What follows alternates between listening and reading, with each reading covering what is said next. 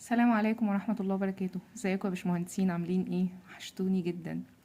ابطال اولى ثانوي، النهارده ان شاء الله هنبدأ الهندسة. منهج الهندسة عندنا وحدتين. الوحدة الاولى بتتكلم عن التشابه، الوحدة التانية بتتكلم عن التناسب.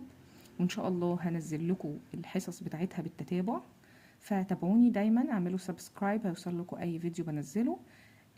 دايما هحطوا تعليقاتكم لو في اي حاجه عايزين تعلقوا عليها، لو حد محتاج يسالني في اي حاجه حتى يكلمني برايفت، انا ما عنديش مشكله خالص. صدقني في اقرب فرصه هتلاقيني برد على الجميع. نبدا بقى ان شاء الله الوحده الاولى، وحده تشابه المضلعات. تشابه المضلعات. طيب انا عايزه ابدا بالتشابه، وده خدناه في تانية اعدادي، وهتحس ان الكلام تراكمي قوي. عشان اشابه اي مضلع لازم يبقى عندي شرطين. هل لازم الاتنين؟ ايوه لازم. لازم يتحقق الشرطان. ايه هما؟ ان جميع الزوايا المتناظرة تكون متساوية في القياس، وجميع الاضلاع المتناظرة تكون متناسبة. يعني ايه الكلام ده يا باشمهندسة؟ والله الكلام مفهوم. يعني ايه متناظرة؟ يعني قصاد بعض.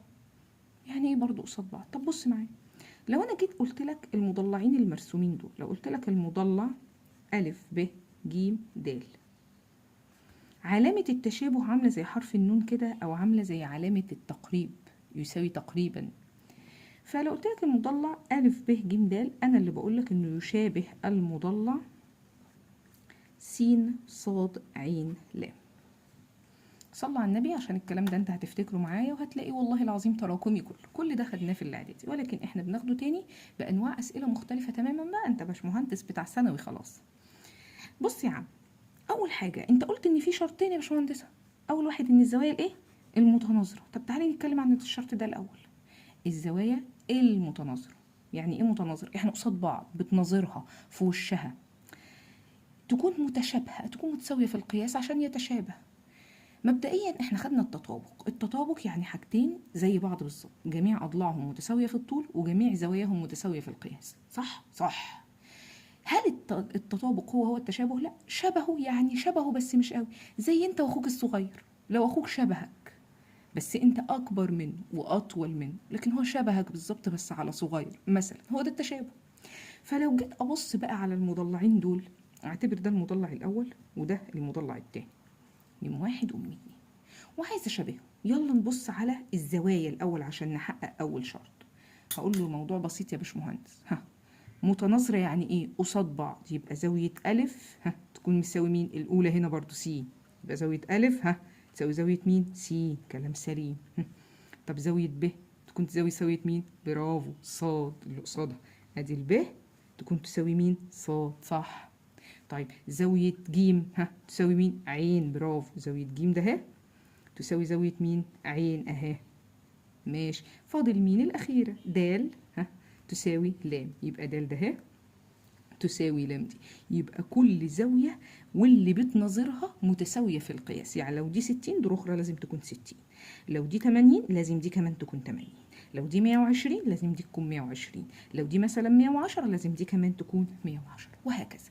يبقى لازم كل زاوية تساوي اللي تناظرها، كل زاوية تساوي اللي تناظرها. تمام، خلاص فهمنا أول شرط يا باشمهندس، إن الزوايا المتناظرة تكون متساوية في القياس. طب تاني شرط، أن الأضلاع المتناظرة متناسبة. أضلاع المتناظرة إيه؟ متناسبة. إيه متناسبة دي؟ ده إحنا خدنا وحدة بالكامل في تالتة إعدادي اسمها التناسب، وبياخدوها دلوقتي المناهج الجديدة بقى من أولى إعدادي بياخدوا تناسب. إيه متناسبة؟ متناسبة يعني في نسبة بينهم، في تناسب بينهم، زي ما خدنا في إعدادي بقى. يعني مثلا هل يكون دي 4 سم ودي 4؟ لا، كل ضلع يكون متناسب مع المناظر له، كل ضلع متناسب. يعني مثلا لو انا جيت قلت مثلا ا ب ده مثلا قلت ب4 وس ص ب8، النسبة 4/8، يعني لما نختصرها تبقى 1/2. تمام. طب لو جيت قلت ان ب ج ده 3 ص ع يكون 6، برضو النسبة 1/2. لو جيت قلت ان ج د ده 2 عين لم يكون 4، برافو، يبقى 2/4. لو جيت قلت ان أ د 5 سم يبقى س ل ده 10 سم، يبقى النسبة فعلا 5/10، يعني 1/2. يبقى متناسبة يعني في نسبة بينهم، 1/2، 2/3، 4 إلى 5 أي حاجة، أي نسبة بينهم. طب أنا أهم حاجة هقعد أشوف مين فيهم مناظر للتاني؟ لأ، ساعات يرسم لك الرسمة يكون مش هقلبها لك، مش هتلاقي دايما إن ألف قصاد س وب هي برضو اللي قصادها تبقى صاد وجيم اللي قصاد، لا، ممكن يبقى رسمه لك اللام هي اللي فوق هي والعين والسين والصاد تحت. هتقول بقى هل ده كده تبقى ألف هي تساوي عين؟ لا طبعا مش هتكون كده. هتكون ازاي؟ من السطر المكتوب. هو ألف قال لي ألف ب ج د يشابه س ص ع ل. تعالى نكتبها. ألف ب ج د يشابه س ص ع ل. تعالى نرص الأضلاع. بنرصها ازاي يا باشمهندس؟ بصي يا عسل، الموضوع بسيط خالص. باجي قايله له ايه؟ يبقى اول الف، اول ايه رأسين مع اول رأسين، يبقى الف ب تكون على س ص اهي. ادي الف ب على س ص. يلا ب ج تكون على، برافو، ص ع، يبقى تساوي ب ج على ص ع. تساوي اللي عليه الدور مين؟ ج د، تبقى تساوي على مين؟ عين لام، برافو، يبقى ج د على عين لام، صح. تساوي فاضل اخر ضلع، الاولاني مع الاخير والاولاني مع الاخير من هنا، يبقى الف د على س لام، برافو، الف د على س لام. طيب يا باشمهندسه، ادي النسبه بين كل ضلع واخوه فعلا اهو. الف ب على س ص، ب ج على ص ع، ج د على عين لام، ألف د على س لام. كلام سليم، أنا نسبت خلاص. طب والزوايا برضو من الكتاب، أكيد ألف تساوي، حتى لو أنا مش شايفة خالص الرسمة. لو أنت مش شايف الرسمة خالص يا باشمهندس، بص، أكيد زاوية ألف تساوي زاوية س فعلا. زاوية ب تساوي زاوية ص، زاوية ج تساوي زاوية عين، وزاوية د تساوي زاوية لام. فيها مشكلة دي ولا أي حاجة؟ كل رأس قصاد أختها، كل رأس قصاد أختها لحد ما أخلص رؤوس المضلع. طيب يبقى احنا عرفنا نجيب كل رأس في الزوايا، ونجيب كل رأسين مع بعض يكونوا له ضلع، يبقى الضلع ده على اخوه يساوي الضلع اللي بعده على اخوه يساوي الضلع اللي بعده، وهكذا لحد ما اخلص. طيب النسبة دي تساوي ايه؟ قال لك النسبة دي كلها بيسموها حاجة اسمها معامل التشابه. ايه معامل التشابه ده؟ بيرمزوا له بالرمز كاف. معامل الايه؟ التشابه. ايه معامل التشابه؟ قال لك ما هو فعلا في تشابه بين المضلع الاول والتاني، يبقى ده معامل التشابه اللي بينهم، سموه كده وسموه كاف. ماله بقى معامل التشابه ده؟ والله هو يطلع رقم. يعني انا مثلا دلوقتي لو قلت الف ب على س ص، الف ب على س ص يعني 4 على 8، يعني 1 على 2 طلع بنص. يعني نص ده رقم ايه؟ اقل من الواحد. طب ما هو ممكن يطلع اكبر من نص في اي مسألة تانية. طب ممكن يساوي الواحد. يبقى انا عايز اسألك سؤال، 3 كلمات تعرفهم لي مهمين يا برنس. لو عندي الكاف ده لو كان كاف اكبر من الواحد، لو طلع لك رقم اكبر من الواحد، يبقى اقول ان المضلع الاول ده تكبير للمضلع التاني. ميم واحد تكبير لميم اتنين، لان الكاف اكبر من الواحد. تمام. طب لو قال لي لو الكاف اقل من الواحد، يبقى اقول له يبقى ميم واحد، برافو، تصغير لميم اتنين، يبقى المضلع الاول تصغير للمضلع التاني. طب لو كاف تساوي واحد، لا تكبير ولا تصغير، الكلام القديم بقى، يبقى المضلعان مالهم؟ متطابقان، احنا قد بعض بالظبط فعلا. يعني مثلا لو انا لقيت دي ب4 سم ودي كمان ب4، طب ما يبقى قد بعض بالظبط، في تطابق.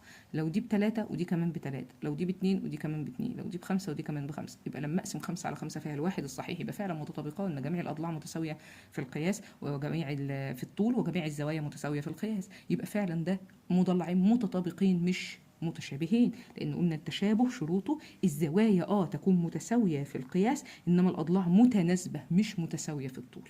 تمام يا باشمهندسين؟ تمام. ده كلام سليم، محتاجه بس ابقى فاهمه البيزك الاولاني ده، اساس الكلام، عشان ابقى عارفه انا هحل ازاي. طيب هل في اي ملحوظه تانية في الدرس ده؟ والله عندك 3 ملحوظات ارجوك ركز لي فيهم، وبيجي عليهم اسئله وسهلين جدا جدا جدا. يجي يقول لك المضلعان المشابهان لثالث. ايه الكلام ده؟ يعني ايه مضلعين 2 مشابهوا تالت؟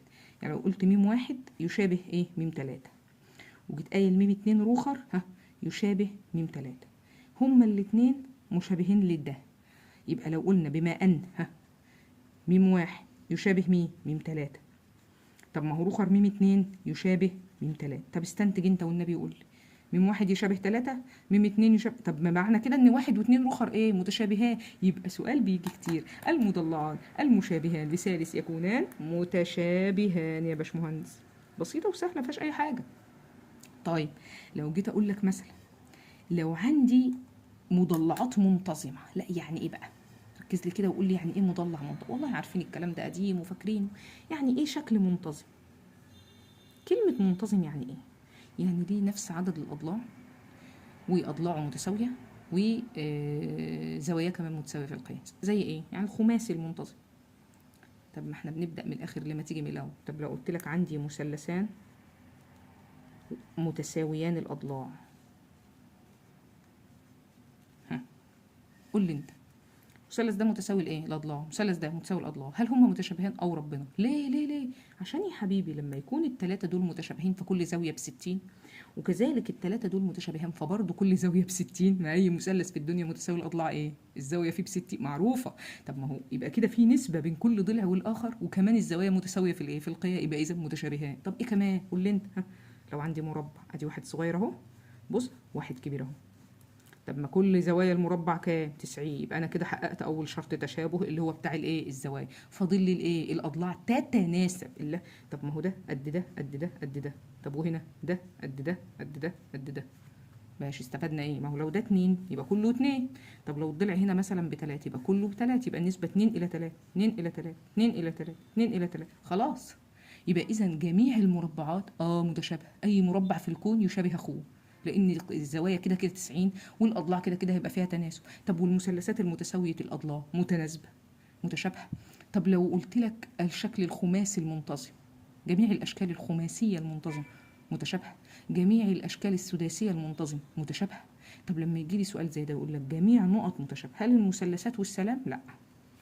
هو قال متساوية الأضلاع؟ لا ما قالش. لو قال المثلثات والسلام، لا، مش كل المثلثات متشابهة، لأن ممكن يكون متساوي الساقين، ممكن مختلف الأضلاع، لا طبعا لا تكون متشابهة جميعها.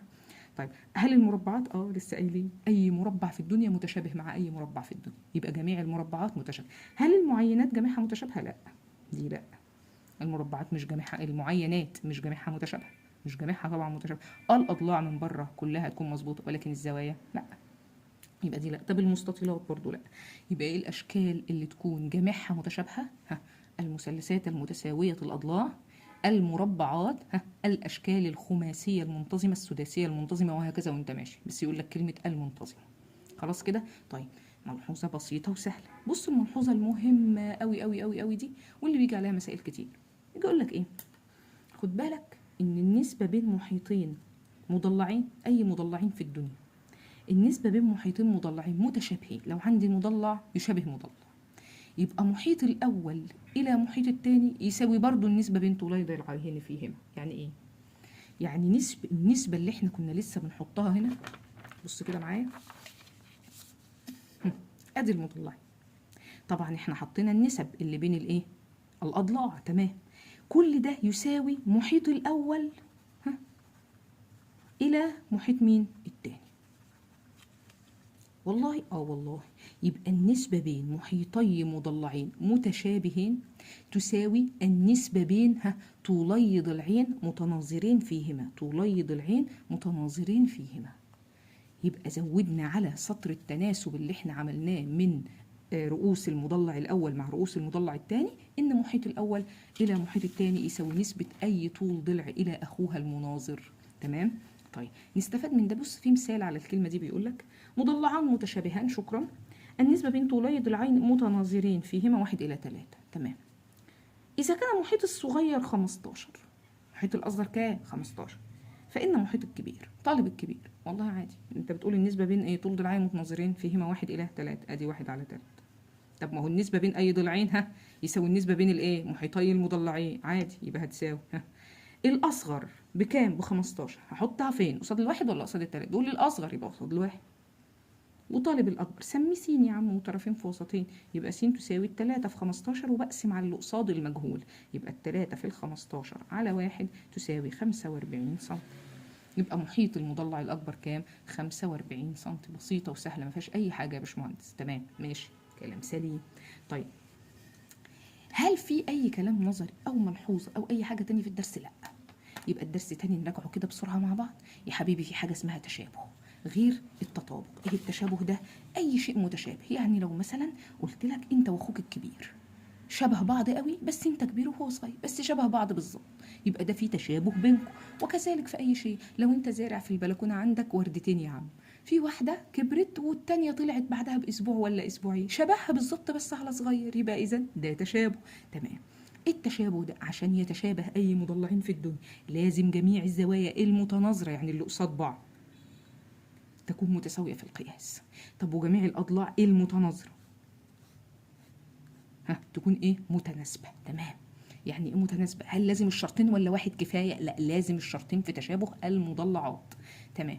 طب ايه بقى؟ يلا نرص الاضلاع. قال لك بترص الاضلاع بالطريقه اللي قلناها، كل ضلع على اللي قصاده، كل ضلع على اللي قصاده، وهكذا لحد ما اخلص رص المضلعات. قال لك النسب بتاعه الاضلاع دي تساوي حاجه اسمها معامل التشابه. معامل التشابه ده يا اكبر من الواحد فيقولوا عليه تكبير، يا اقل من الواحد فيقولوا عليه تصغير، يا يساوي الواحد يا فيقولوا عليه ايه؟ متطابقان. تمام، مفيش مشكله خالص. قال لك معلش عندك 3 ملحوظات بس. اي مضلعين في الدنيا متشابهين مع ثالث يكونان هم كمان متشابهان.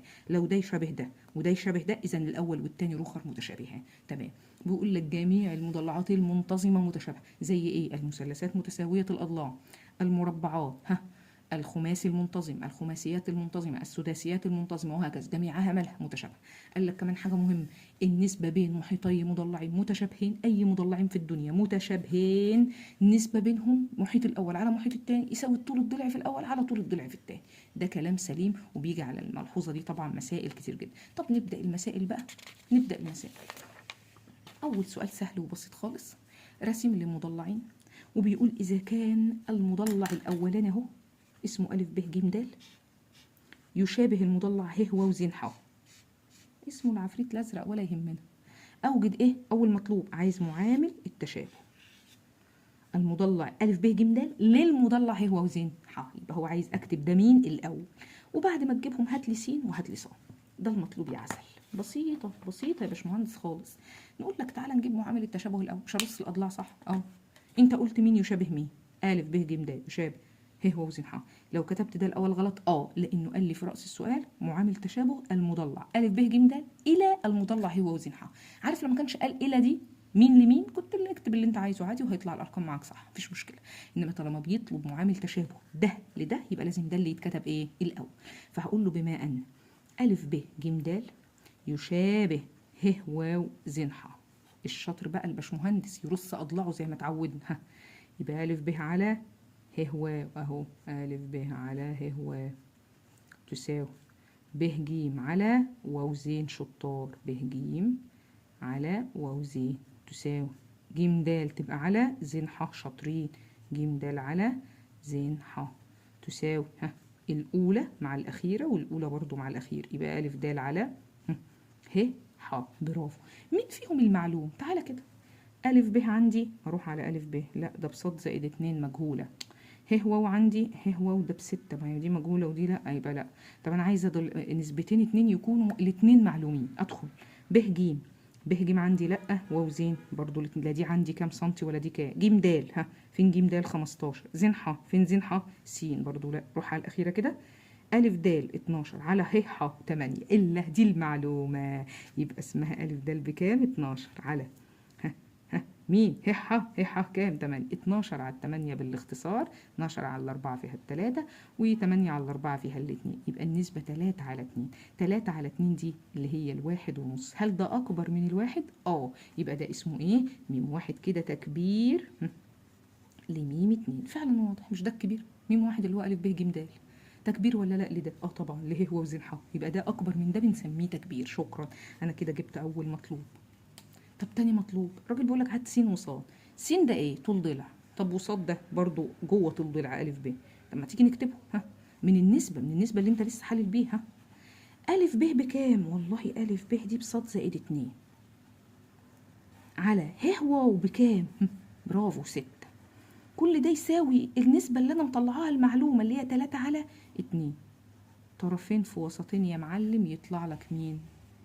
سوري اهي، طرفين في وسطين يطلع لك مين يا عسل؟ يطلع لك ص زائد 2 اهو. يلا هقول له ص زائد 2 هتساوي، اضرب ده في ده واقسم على اللي قصاد المجهول، يبقى 3 في 6 على 2.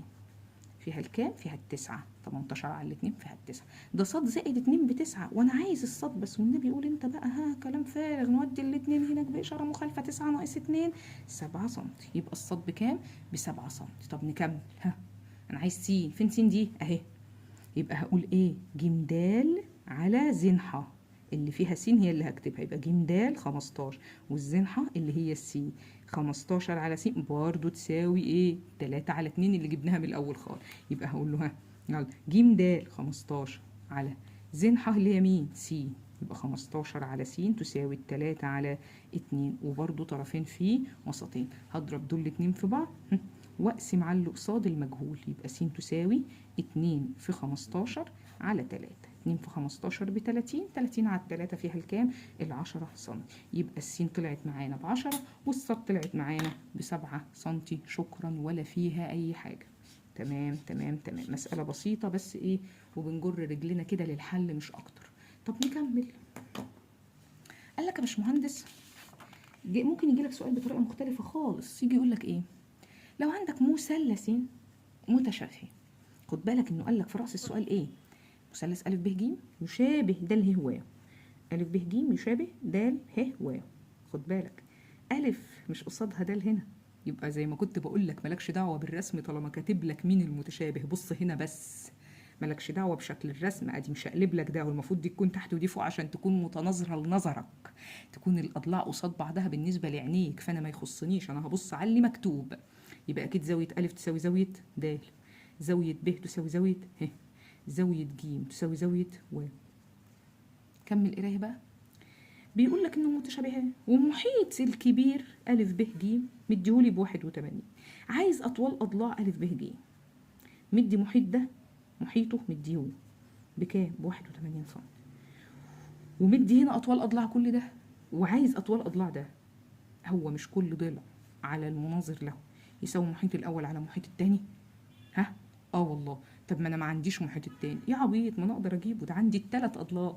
يبقى هجيب محيط المثلث مين؟ د ه و تساوي، والنبي اجمع كده 8 زائد 9 زائد 10، بس 8 زائد 9 زائد 10 بكام دي يا باشمهندس؟ 8 و9 كام يا رجاله؟ يا لهوي على اولى ثانوي. انا بستغرب عليكم حاجه يا ولاد، طول ما انت بتستخدم الآلة في الحاجات الصغيرة انت كده بتقول لنفسك يا دماغي ارجوكي بطلي ذكاء، يا دماغي انا عايزه ابقى غبي.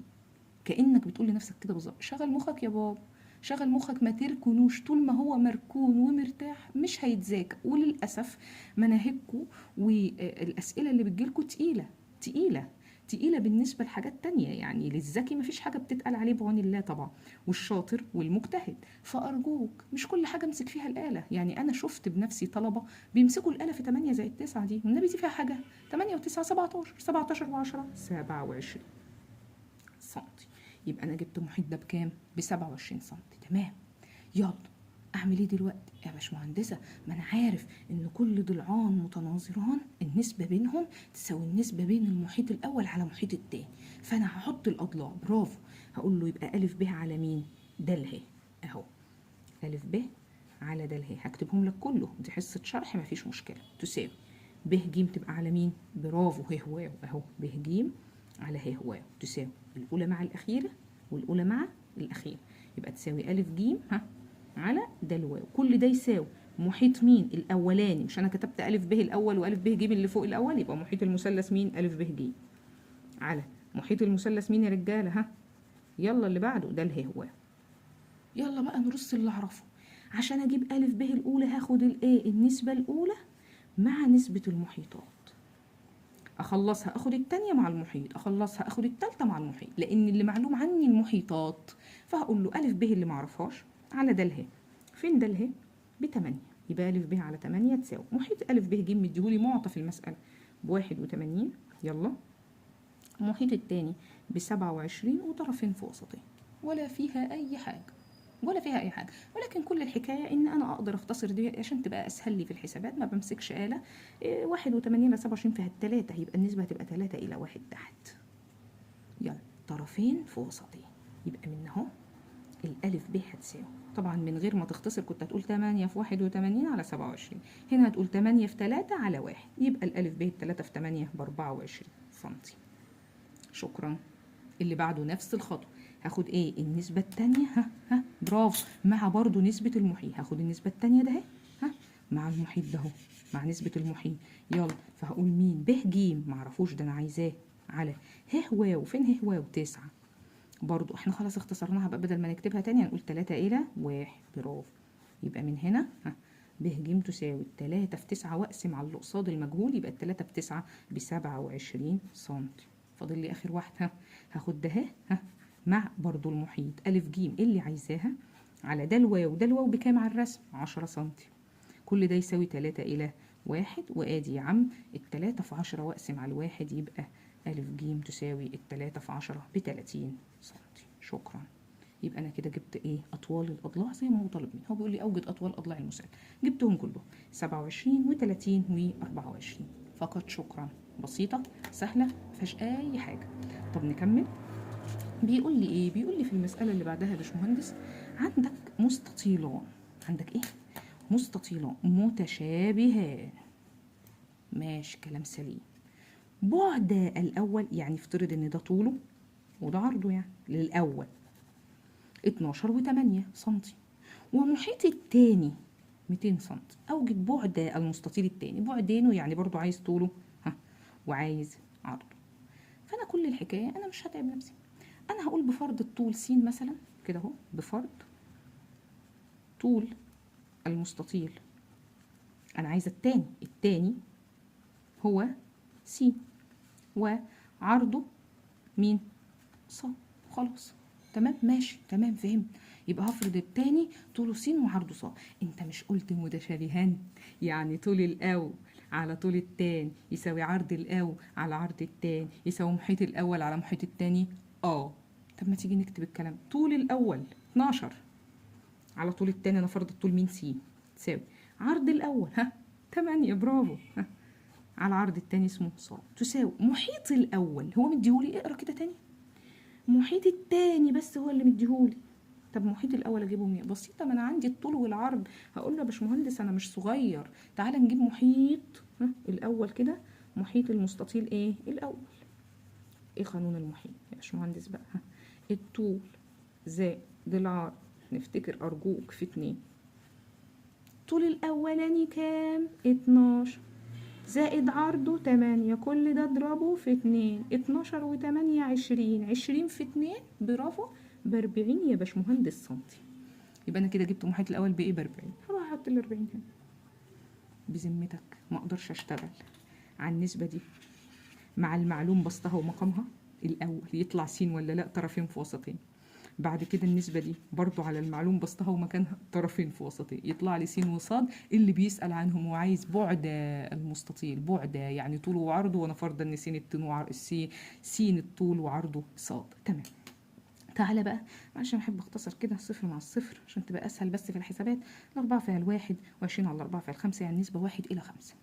تعالى بقى، يبقى إذا 12 على س تساوي 1 إلى 5، طرفين في وسطين، من هنا أقول له يبقى س تساوي 12 في 5 على 1، 12 في 5 بكام؟ ب60 سنتي، يبقى طول المستطيل الثاني 60. الحاجة دي طيب تعالى نجيب عرض بقى، يبقى اخد برضو النسبة دي مع اختها اللي هي 1 على 5، يبقى 8 على ص تساوي 1 على 5، يلا يبقى من هنا ص تساوي الخمسة في 8 وهقسم على 1، يبقى 8 في 5 برضو على 1، 5 في 8 ب40 برافو سنتي. يبقى طول المستطيل التاني 40 وعرضه 60، ادي بعدين 60 و40. افتكر بسيطة وما فيهاش اي حاجة يا باشمهندسين، كل المطلوب منك في تشابه المضلعات جميع الاسئلة ان شاء الله هتكون في نطاق اللي قلناه، طبعا في مسائل تانية ومسائل متفوقين هتلاقيني بحلها معاك في الحصة، هتلاقيني بنزل حصص بيها كمان. تابعني دايما، اعملوا سبسكرايب. انا كنت معاكم المهندسة عديرة العربي، هتوحشوني جدا. باي باي.